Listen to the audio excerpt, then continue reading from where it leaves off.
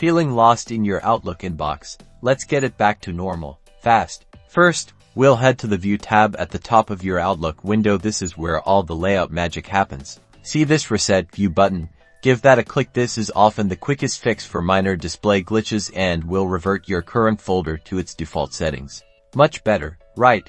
But what if that didn't do the trick, or you've made bigger changes? Let's explore the Change View drop-down here.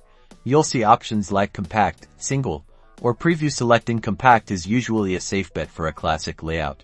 If your inbox still looks odd, it might be due to advanced view settings. Click on View Settings from the View tab. In this window, look for Conditional Formatting and other settings. Try going through these and removing any custom rules or layouts you might have accidentally applied.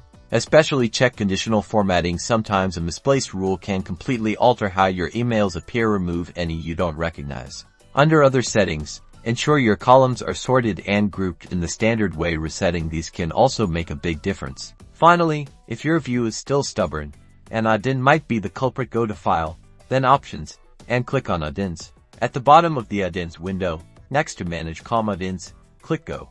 Here, you can temporarily disable add-ins to see if one of them is interfering with your view and check any you suspect.